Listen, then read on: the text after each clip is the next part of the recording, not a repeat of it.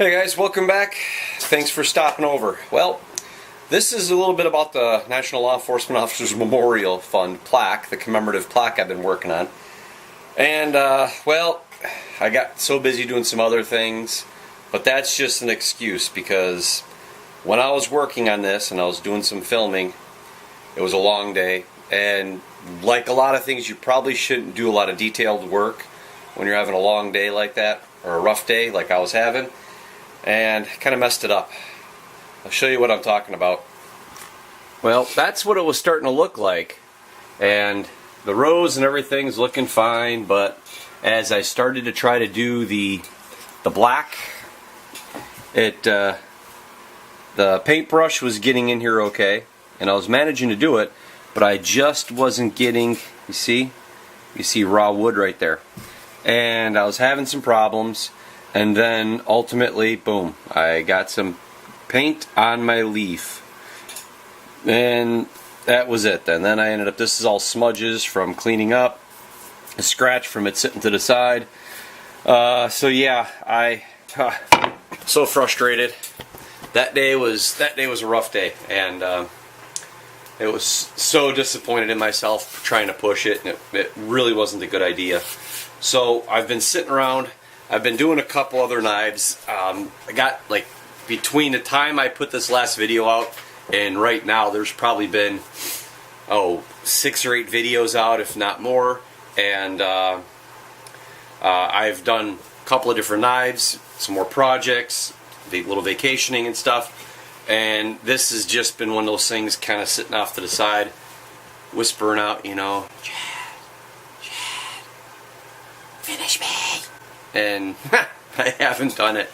So I'm kind of kicking around some ideas, and one of them is, since I've already got the surfaces kind of messed up and marred, I'm gonna have to sand this down, and that kind of stinks because I did all that work to it. I'm gonna have to sand it all down. But what I was thinking about doing, and I got to talking to another woodworker fella, and he recommended just using a clear coat on this, and he gave me a little trade secret of his that I'll probably end up sharing with you guys, and to finish this all off and to not use the West Systems epoxy. And he showed me some samples of what he used this finish on, the wood, and I was shocked. I was utterly amazed, both by how hard the finish was, but how clear and how smooth it was. So, I'm not going to tell you yet. We're going to get back to that later on. But I'm really looking forward to trying it out, because I had this finish but in a satin, and I tried some yesterday and it worked great. It really made this curly maple shine. Oh, it actually brought out the curl a lot more. You know, I'll show you what I'm looking at. Okay, so hopefully you guys will see this. I'll have to kind of bring this up. And this is curly maple, and it was a sample that somebody gave me, and it was being spun or something on a lathe, and it was just kind of a scrap piece, but it was really good for scales, and it's a really tight curl. So I want to show you this wood and this raw end and see what I'm talking about. I'll put it down here. So that's this curl.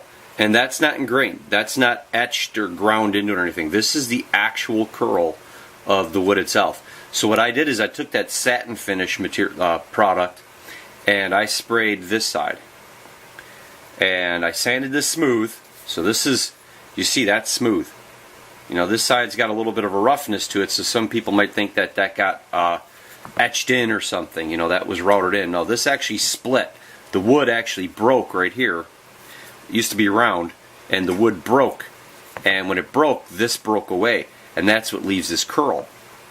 So that's natural. That was formed by the tree. And what I did is I sanded this side down flat, and then I put that coat on there, and look at that. It was a satin, and that looks really nice. So I'm going to probably end up doing that same satin finish on this. Yeah, so what it boils down to is I'm working on, I got some knives in the kiln. So what it boils down to is, what I'm thinking about doing is, I'm going to go ahead, since I already have to sand this down, which is killing me, what I think I'm going to do is I'm going to go ahead and continue painting everything black that I want black, and I'm going to get paint in there really well. I want to paint all this in here black, and then I'm going to clear coat it. I'm going to use that clear coat and put it on there so the clear coat can get in there on top of the black and cover it. Once that clear coat gets on there, of course I'm going to have to clear coat pretty much the whole thing. Once the clear coat gets in here and these grooves and everything like that, then I'll come by and I'll sand it, and I'll sand all the bled over areas.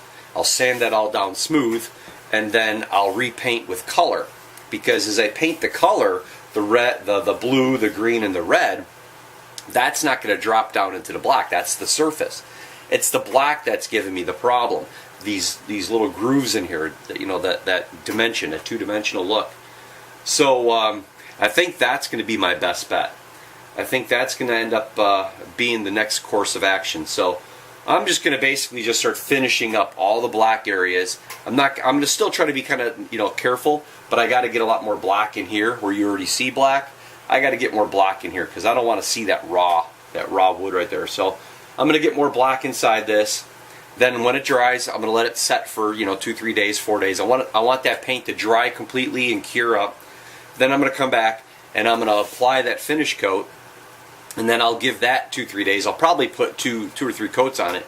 I'll give that a couple of days, and then I'll come and then I'll sand this all down enough that I can get all the bled over black that'll be on my other colors. I can get that all off, be back to raw wood again, or at least to a point to where you don't see this green anymore. Then we'll apply some coats on there and go from there. So hopefully that's going to work out well. I mean, when he told me about that and I tried it on this piece of wood, it was just amazing how much that popped. It was just great. So I'm going to go about that. So this video is basically me making the corrections and trying out something new. You know, like I've said in previous videos, I'm not going to hide error from you. I'm not going to hide the problems from you. If something happens and I make mistakes, I've got to share it with you. And besides, this is the first time I've ever done anything like this before, so I figured, well, I'll take you guys along for the ride. The ups and downs, the ebbs and flows. You'll be there with me. So anyhow, let's get cracking at this.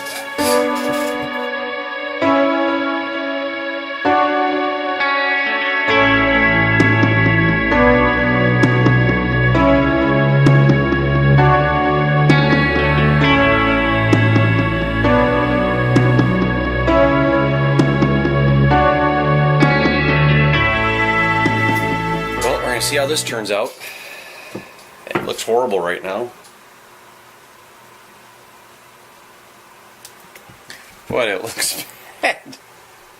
Oh man. So anyhow, yeah, I guess we'll see how this turns out, because if this doesn't work, then I have to sand the entire face down, so much so that I'll have to redo all the grooves, all the routering by hand again. Boy, oh boy, learning curves. And I'm hoping this also work out, because I didn't want to do the rose petals. I didn't want to put black in here because I thought that would take away from the rose. So those big black lines right now don't look very good. They'll be a lot thinner afterwards, and that's what I'm hoping. You can see the shape of the rose petals as it is. I don't want to put black in that. But, oh well. Alright guys, well, I'm going to let this dry, and like I said, do the coats, do the clear coat, and try to get the black sealed up, so when I sand it and I clean this off, the black will stay, and then we'll go from there. So, hey, thanks for stopping over, thanks for the support, and patience. And if you guys got any ideas, if anybody watches this and you might know somebody that's got some ideas, share it with them. Let them know I'm kind of fighting it right now, so any information would be more than welcome. So until the next video, guys, thanks, appreciate it, thanks for stopping by. Like, share, subscribe, comment, all that stuff really helps out a lot. So until the next video, see you then. Bye.